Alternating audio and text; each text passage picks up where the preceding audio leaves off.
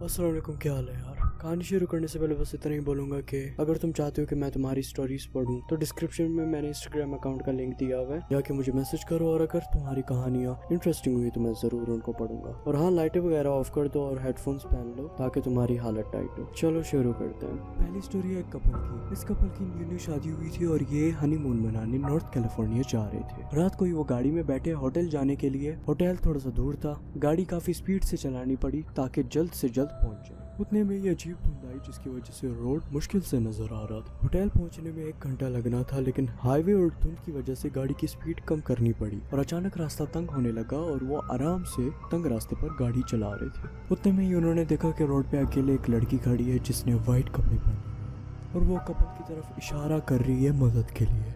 लेकिन हस्बैंड ने गाड़ी नहीं रोकी और वो चलता गया क्योंकि गाड़ी की स्पीड कम होने की वजह से वो ऑलरेडी 2 घंटे लेट थे और वो मजीद लेट नहीं होना चाहते थे। लेकिन यहाँ पर वाइफ को लड़की पे रहम आया और हस्बैंड को कह दिया कि वो गाड़ी रोके क्योंकि लड़की अकेले रोड में, वो भी इतनी रात को, और उसकी मदद करने वाला कोई नहीं है। हस्बैंड मान गया और उसने कहा कि ये लड़की कितनी लकी है, इतनी रात को हम जो इसको मिल गए, वरना कौन करता है इसकी मदद। लड़की को लेने वापस आए तो देखा लड़की वहीं पे खड़ी हुई थी। खिड़की नीचे करके लड़की से पूछा कि क्या हेल्प चाहिए। लड़की ने बोला थैंक यू सो मच, आप वापस आ गए, मैंने घर जाना है, मेरी फैमिली मेरा वेट कर रही होगी। हस्बैंड ने पूछा तुम्हारा घर कहाँ है। लड़की ने बताया रोड के एंड पर ही है, रोड पर चलते चलते बहुत ही पुराना पेट्रोल पंप आएगा, उसके पास ही एक बड़ा व्हाइट घर है और मेरी फैमिली अंदर वेट कर रही होगी मेरा। हस्बैंड को रास्ते का पता चल गया। लड़की गाड़ी में बैठ गई और हस्बैंड वाइफ ने कोशिश की कि वो लड़की से बात करें, लेकिन लड़की चुप ही रही, जिसकी वजह से कपल को लगा कि वो सो गई है। 15 मिनट बाद वो उस पेट्रोल पंप के पास पहुंच गए और देखा वहाँ कुछ भी नहीं है और पेट्रोल पंप की बुरी हालत थी।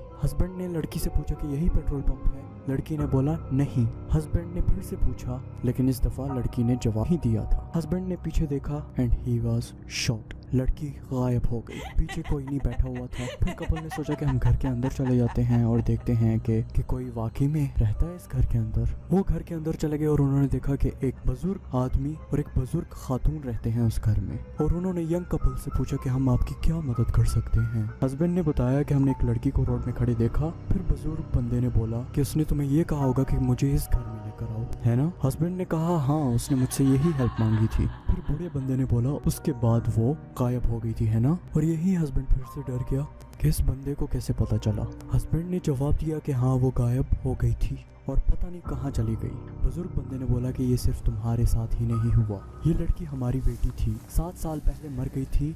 किसी ने उसी रोड पर उसको गाड़ी से कुचला और भाग गया और हमें आज तक पता नहीं चला कि किसने ये किया था। और मुझे कुछ समझ नहीं आ रहा कि तुम्हें क्या बोलूं। सिर्फ तुम लोगों के साथ नहीं, बहुत लोगों के साथ ये हरकत हुई है। क्या ये लड़की हमारी बेटी की रूह है या कोई जिन है जो उसके रूप में आता है। यंग कपल तो डर के मारे चुप ही थे क्योंकि वो जिसको बार बार देख रहे थे, जो उनके साथ गाड़ी में बैठी हुई थी, वो असल में कोई इंसान नहीं, या तो वो जिन हो सकता है या फिर वो लड़की की रूह ही थी। यहाँ पर बुजुर्ग खातून ने यंग कपल को कहा कि थोड़ा सा आराम कर लो, लेकिन यंग कपल ने मना कर दिया क्योंकि वो बहुत डरे हुए थे और वो वहाँ से चले गए। ये थी पहली स्टोरी। चलिए दूसरी कहानी की तरफ बढ़ते हैं। दूसरी कहानी एक औरत की। ये कहती है कि मेरी ज़िंदगी में इतनी डरावनी चीज़ कभी नहीं हुई थी और ये चीज़ मैं खुद भी एक्सेप्ट नहीं कर पा रही कि ये हुआ तो हुआ कैसे। ये औरत कहती है कि मैं अपने हस्बैंड के साथ शहर से थोड़ा सा दूर रहती हूँ और मेरी और मेरे हस्बैंड की एज 50s में है, जबकि हम इस इलाके के सबसे छोटे रिहायशी हैं। हमारे नेबर्स हमसे 30-40 साल बड़े हैं, यानी उनकी एजेस 80s to 90s में हैं और हम सबसे छोटे हैं। और ऑलमोस्ट सब नेबर्स के बच्चे उनसे मिलने आते हैं, लेकिन एक बंदे थे जिनसे कोई मिलने नहीं आता था, बुलाती थी। प्रोफेसर की बीवी 12 साल पहले मर गई थी, तब से प्रोफेसर अकेले ही रहते थे, उनका कोई नहीं था, घर में अकेले रहते थे। मैं उनकी वाइफ को अच्छे से नहीं जानती क्योंकि जब वो जिंदा थी तब मैं इनसे मिलने नहीं आती थी, लेकिन जब वो इस दुनिया से चली गई फिर मैंने प्रोफेसर से मिलना शुरू किया ताकि प्रोफेसर अकेले ना रहें।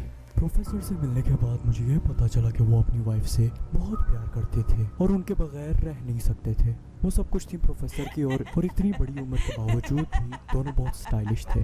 मुझे बहुत अच्छा लगता था प्रोफेसर के साथ बैठ के बातें करना, लेकिन उनकी वाइफ की डेथ के बाद ये सबसे मुश्किल वक्त था प्रोफेसर के लिए। और 1 साल से वो कैंसर को झेल रहे थे। क्योंकि हम शहर से थोड़ा दूर रहते हैं तो यहाँ पे वो सारी चीज़ें इतनी आम नहीं हैं जो कि एक शहर में होती हैं। मैं हमेशा उनको डॉक्टर्स के पास लेकर जाती थी और घर वापस ले आती थी। कभी कभार प्रोफेसर रात को कॉल करते और मुझे उनकी आवाज़ से पता चल जाता था कि वो बीमार हैं। हैं। और जितने वो बीमार थे वो बस मेरा नाम लेते थे और कुछ नहीं बोलते थे बीमारी की वजह से, और मेरा नाम एक स्पेशल अंदाज से लेते थे जिससे मुझे पता चल जाता था कि वो बीमार हैं। मैं उनके घर जाके उनको लेती और डॉक्टर्स के पास ले जाती। मैं प्रोफेसर को हमेशा यही कहती थी कि आपको हॉस्पिटल में ले जाते हैं ताकि वहाँ पे आपकी केयर अच्छे से करें, क्योंकि हॉस्पिटल काफी दूर था और आप यहाँ पर घर में अकेले बैठे हुए हैं। तो मुझे डर लगता है कि एक ना एक दिन घर में या हॉस्पिटल पहुँचने से पहले ही आपकी डेथ ना हो जाए। लेकिन वो बहुत जिद करते थे कि मैंने हॉस्पिटल नहीं जाना, मैंने घर में ही रहना है, मैं अगर मरूंगा तो घर में ही मरूंगा, कहीं और नहीं मरना। जहाँ पर मेरी वाइफ की डेथ हुई थी वहाँ पर मैं मरना चाहता हूँ। प्रोफेसर बहुत लॉयल थे जबकि उनकी वाइफ की डेथ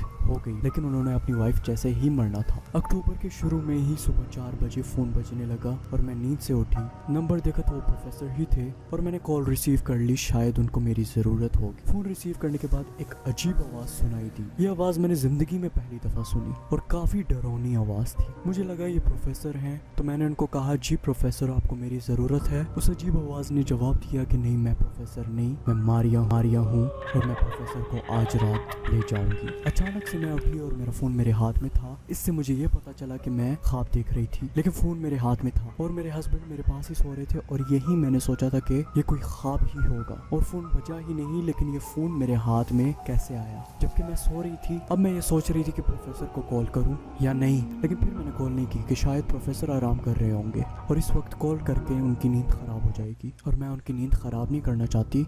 सुबह हो गई और मैं घर से बाहर निकली प्रोफेसर के घर देखने के लिए। वहाँ मैंने देखा सारी लाइट्स ऑफ थी और कोई शोर वगैरह नहीं था। इन सब में भी मेरा दिल खुश नहीं था, तो मैंने सोचा प्रोफेसर को कॉल ही कर लूं। 25 बार कॉल करने के बाद भी प्रोफेसर ने कॉल नहीं उठाई और मुझे डर लगने लग गया और मैंने अपने हस्बैंड को नींद से उठाया और प्रोफेसर के घर जाने के लिए तैयारी की, उनको देखने के लिए कि वो कॉल रिसीव क्यों नहीं कर रहे। उनको जरूर कुछ हुआ होगा। हम प्रोफेसर के घर पहुंच गए और दरवाजा जोर जोर से नॉक किया, लेकिन इसके बावजूद प्रोफेसर ने दरवाजा ना खोला। यकीन हो गया था कि प्रोफेसर के साथ जरूर कुछ ना कुछ हुआ है। फिर हमने पुलिस को बुलाया ताकि वो दरवाज़ा तोड़ के अंदर जाएं और देखें कि प्रोफेसर को क्या हुआ है। पुलिस अंदर गई और उन्होंने देखा कि प्रोफेसर की डेथ हो गई है उनके अपने बेड में। उनकी नेचुरल डेथ हुई थी और उनकी डेथ वैसे ही हुई थी जैसे उनकी वाइफ की डेथ हुई थी या जैसा वो चाहते थे। क्योंकि हमारा इलाका शहर से काफ़ी दूर है, तो बाकी नेबर्स ने भी हमारी हेल्प की प्रोफेसर के रिश्तेदारों को ढूंढने में और बॉडी को दफन करने में। बॉडी को दफन करने के लिए ज़रूरी था कि उनका कोई रिश्तेदार साथ हो। पूरे घर में ढूंढने के बाद मुझे एक एल्बम मिला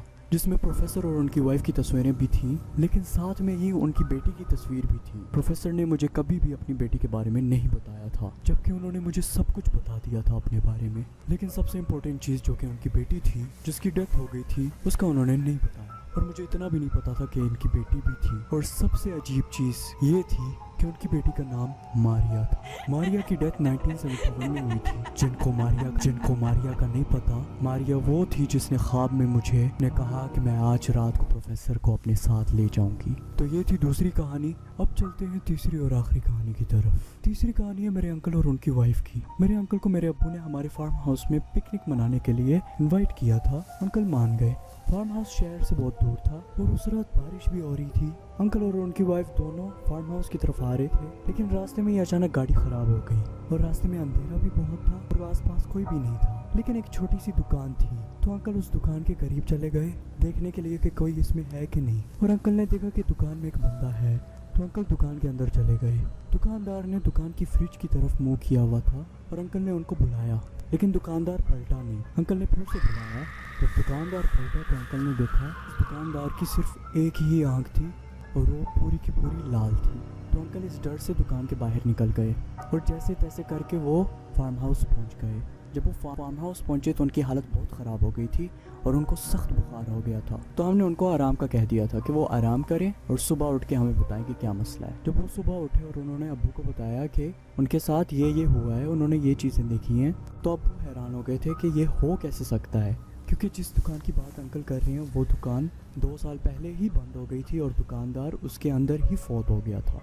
और ये थी तीसरी स्टोरी। आई नो तुम लोगों को बहुत लंबी स्टोरीज पसंद है, लेकिन ये छोटी सी थी और असल में तीसरी स्टोरी ने मेरी हालत टाइट कर दी थी। ये स्टोरी सुनने के बाद मैं बहुत डर गया था। और हाँ, अगर आपके पास कोई ऐसी इंटरेस्टिंग स्टोरीज़ हैं तो मुझे इंस्टाग्राम में मैसेज कर दें। अगर आपकी स्टोरी इंटरेस्टिंग हुई तो मैं ज़रूर उसको पढ़ूँगा।